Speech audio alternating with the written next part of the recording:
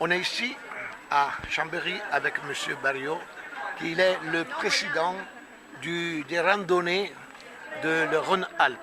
Oui, tout à fait. J'ai entendu que vous êtes combien?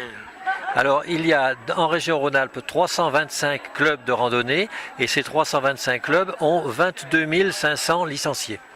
Allora, il signor Barriot dice che diciamo che nella Rhône-Alpes ci sono la bellezza di 325 club con più di 22.000 iscritti.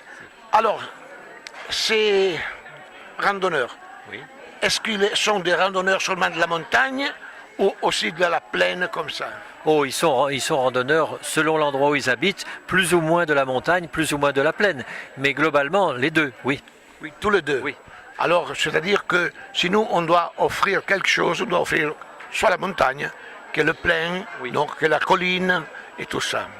Et chez nous, de toute façon, il y a de plus en plus de gens qui, quand ils font un séjour de randonnée, font aussi autre chose. Par exemple, visiter des producteurs locaux de produits vinicoles ou de produits gastronomiques, visiter des musées, visiter différentes choses. Donc on peut faire à la fois de la randonnée en montagne, de la randonnée en plaine et d'autres activités touristiques.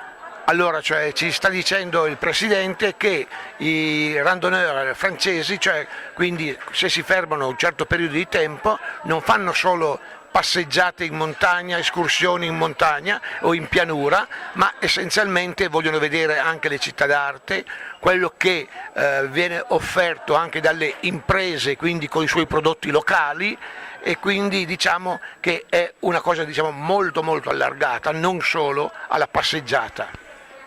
Oui, d'une manière générale, on se rend compte que les centres d'intérêt des gens sont diversifiés, même si la randonnée est leur activité principale.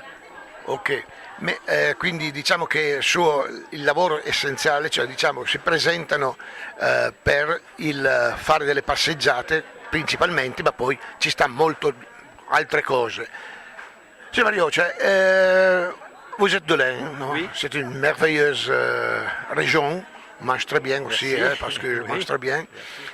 Et quand même, vous avez aussi des merveilleuses montagnes au vert de la Suisse et tout ça, non?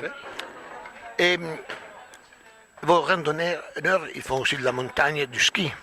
Oui, alors effectivement, nous avons dans le département de l'Ain, le ski, c'est surtout du ski de fond ou des raquettes, parce que les montagnes ne sont pas très pentues, c'est le Jura, mais il y a les Alpes qui sont juste à côté où les randonneurs font du ski. Et en tout cas, maintenant, les randonneurs, quand il y a de la neige, font presque tous des raquettes.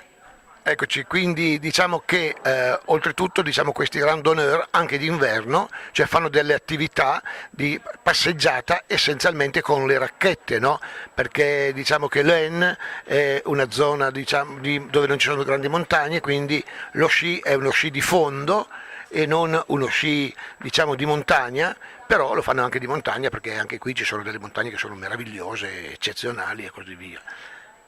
Monsieur Barriot, je vous remercie beaucoup de vous avoir rencontré et j'ai entendu que vous venez en Italie je suis allé en Italie en vacances avec ma femme l'année dernière dans le Parco delle Alpi Marittime et je vais aller au mois de juin avec nos amis. Nous allons être reçus à Cuneo et c'est une très bonne nouvelle.